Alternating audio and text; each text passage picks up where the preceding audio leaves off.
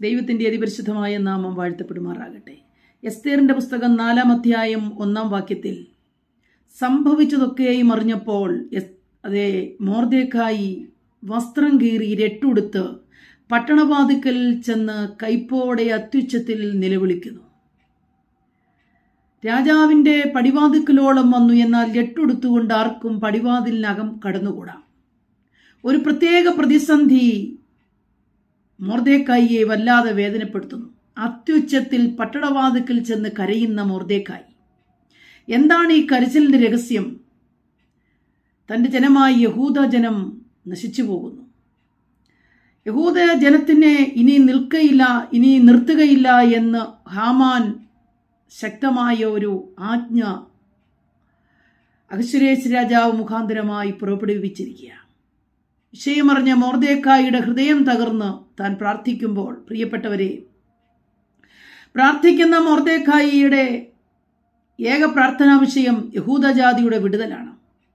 എന്നാൽ ദൈവത്തെ ആഴമായി സ്നേഹിക്കുന്ന ദൈവജനത്തിൻ്റെ തകർച്ചയെ കാണുവാൻ കഴിയാതെ മനസ്സ് തകർന്ന മൊർദെഖായിക്ക് വേണ്ടി സർവശക്തനായവൻ ഏതെല്ലാം രീതിയിലാണ് ഇറങ്ങി വരുന്നത്. ഇന്നുവരെയും ജീവിതത്തിൽ ലഭിക്കേണ്ടതായ പല നന്മകളും ലഭിച്ചിട്ടില്ല, ഒരു സ്ഥാനമാനങ്ങളും ലഭിച്ചിട്ടില്ല. മറിച്ച് പലപ്പോഴും നിന്ദയും പരിഹാസവും ദുഷികളും മാത്രം ഏറ്റിരിക്കുന്നൊരു ഭക്തൻ. ഇപ്പോൾ അദ്ദേഹത്തിൻ്റെ ഭാരം ഈ ദുഷി മാറ്റണമേ, നിന്ദ മാറ്റണമേ, പരിഹാസം മാറ്റണമേ, ലഭിക്കാനുള്ള നന്മ ലഭിക്കണമേ എന്നുള്ളതല്ല. തൻ്റെ ജനത്തിൻ്റെ തകർച്ചയാണ് അദ്ദേഹത്തിൻ്റെ കരച്ചിലിൻ്റെ വിഷയം.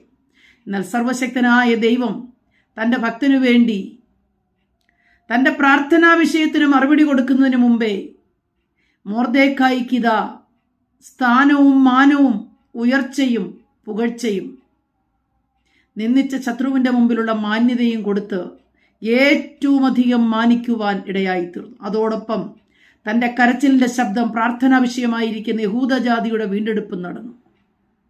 ഈ വീണ്ടെടുപ്പിൻ്റെ പിന്നിൽ തന്നെക്കുറിച്ച് തനിക്ക് വാഗ്ദത്തം ചെയ്തിരിക്കുന്ന മശിഹ പോലും നഷ്ടമായി പോകുമെന്നുള്ള വേദനയാണ് മൊർദെഖായിയെ അധികം ഭാരപ്പെടുത്തിയത്.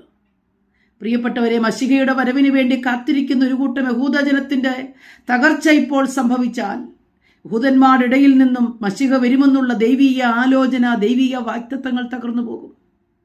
ഇന്ന് രാവിലെ സമയം ചില വാഗ്ദത്തങ്ങൾക്ക് വേണ്ടി കാത്തിരിക്കുമ്പോഴാ പ്രതീക്ഷയില്ലാത്ത ചില തകർച്ചകൾ മുന്നിൽ വന്നിരിക്കുന്നത്.